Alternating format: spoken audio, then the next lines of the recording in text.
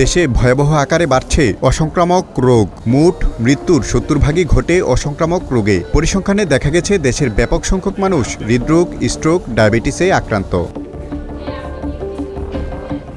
অথচ এই ঘাতক ব্যাধি প্রতিরোধ এবং এ থেকে সুরক্ষিত থাকার বিষয়টি নাগরিকদের অনেকের কাছেই এখনও অজানা। কিডনি সমস্যাগুলো কেন হয় সেটা যদি সাধারণ মানুষ জানতো তাহলে হয়তো আগে থেকে সচেতন হতো।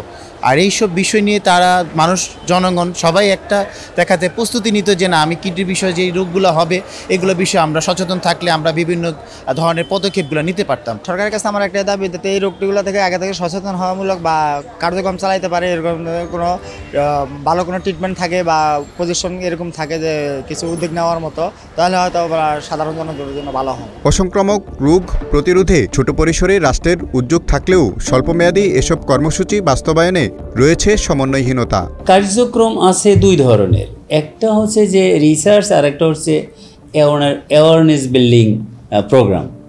এই দুইটাই যে একেবারে যে নাই তা না, আছে, কিন্তু বিষয়গুলোর সমস্যা যেখানে সেটা কিন্তু ভিন্ন রকম।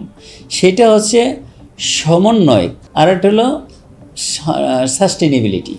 এই দুইটা হলো সমস্যা। এসব রোগ বৃদ্ধির অন্যতম কারণ তামাক নিয়ে এনজিওদের নানা তৎপরতা তুলে ধরার পাশাপাশি রোগ প্রতিরোধে নাগরিকদের সচেতন করা এবং আইন কার্যকরের পরামর্শ দেন তিনি। সেই টোবাকো দিয়ে আমরা সেমিনার করতেছি, হোটেল ওয়েস্ট নিয়ে প্রোগ্রাম করতেছি, কঠোর আইনের বাস্তবায়ন করতে পারি, অ্যাওয়ারনেস বিল্ডিং প্রোগ্রাম করা বিভিন্ন সেক্টরের মধ্যে। সেই স্কুল থেকে শুরু করতে হবে, আগামী দিনের যারা ভবিষ্যৎ জেনারেশন। স্বাস্থ্য অধিদপ্তরের পরিচালক জানান, এসব মরণব্যাধি প্রতিরোধে দিবসকেন্দ্রিক প্রচারণা কার্যক্রম থাকলেও নিয়মিতভাবে কর্মসূচি চালু নেই। স্বাস্থ্য দিবসগুলো বিভিন্ন দিবস আসে, সেই দিবস রিলেটেড প্রোগ্রামগুলোকে আমরা এখন হাইলাইট করে সেগুলোকে আমরা প্রচার করে থাকি।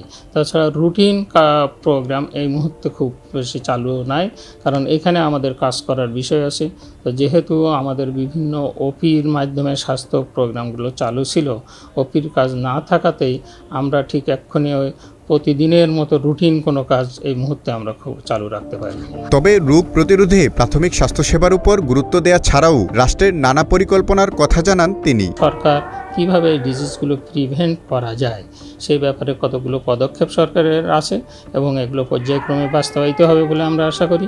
এবং এই ডিজিজগুলো প্রিভেন্ট করার জন্য আসলে আমাদের প্রিভেন্টিভ মেডিসিন এবং আমাদেরকে প্রাইমারি হেলথ কেয়ার সার্ভিস, সেটাকে আমাদেরকে আর একটু স্ট্রং করতে হবে। আশার আলো নিয়ে আসা স্বাস্থ্য সংস্কার খাত কমিশনের প্রতিবেদনে এসব রোগের চিকিৎসা ও প্রতিরোধ পরিকল্পনায় দেয়া হয়েছে বিশেষ গুরুত্ব।